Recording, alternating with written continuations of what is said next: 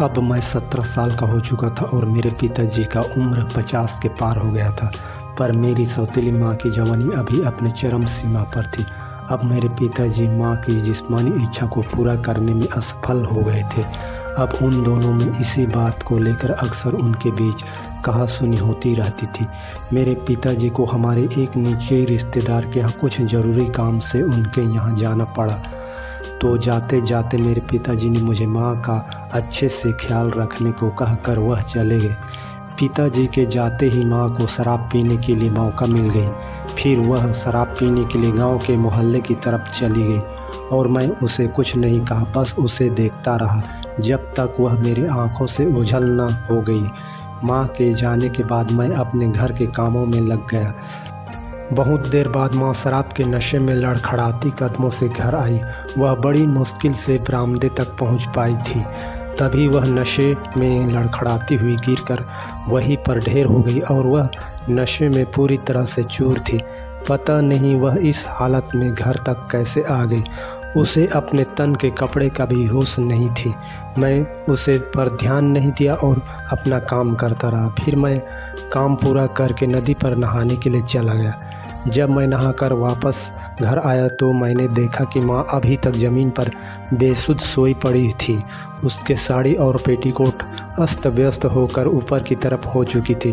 मुझे माँ की हर चीज़ साफ दिखाई दे रही थी, जिसे मुझे किसी भी हाल में नहीं देखना था। मैं चाह कर भी अपनी पागल हुई नज़रों को वहाँ से नहीं हटा पा रहा था।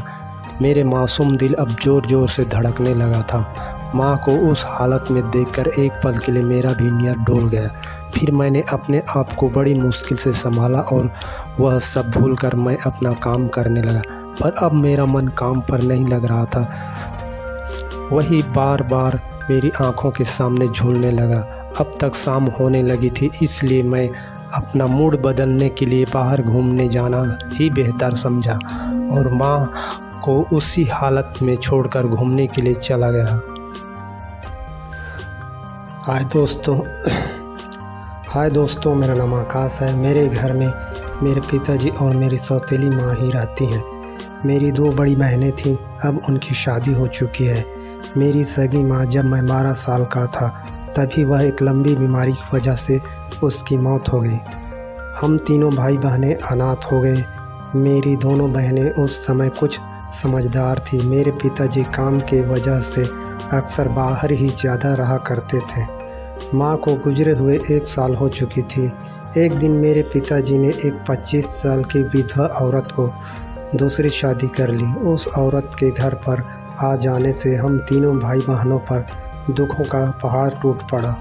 वह हम पर जुल्म करने लगी और वह पिताजी से रोज़ ही हमारी कुछ न कुछ शिकायत करती रहती और पिताजी हम तीनों भाई बहनों को मारने पीटने लगते और हम लोग डर के मारे थर थर काँपने लगते।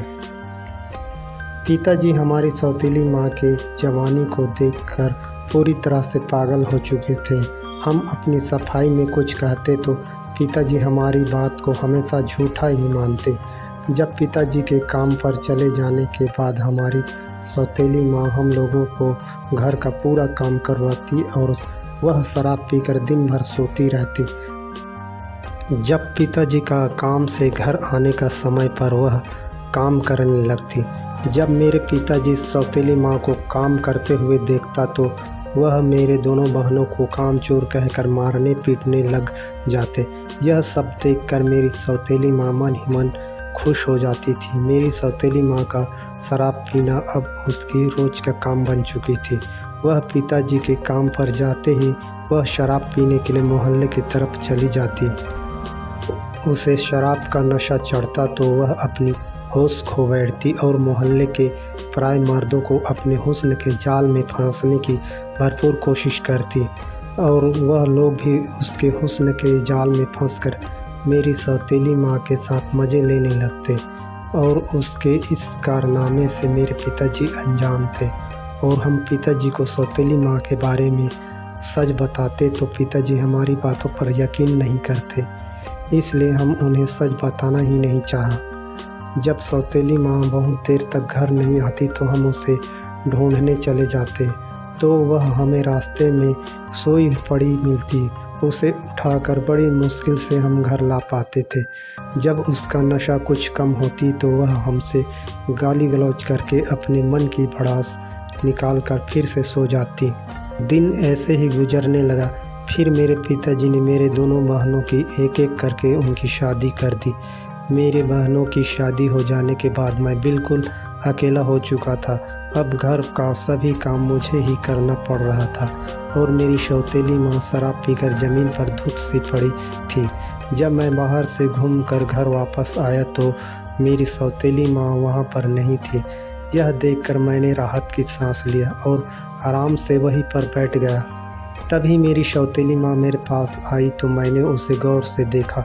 वह नहा धोकर फ्रेश हो चुकी थी और वह मुझे घूरते हुए गालियाँ देने लगी। नालायक, कामचोर कहीं का, काम करने के डर से इधर उधर घूमता रहता है। मैं चुपचाप उसकी गालियाँ सुन रहा था। अब चल उठ यहाँ से और जल्दी से खाना बना, मुझे बड़ी ज़ोर से भूख लगी है। वह मेरे हाथ को पकड़कर मुझे उठाते हुए बोली तो मैं वहाँ से उठकर खाना बनाने के लिए किचन में चला गया।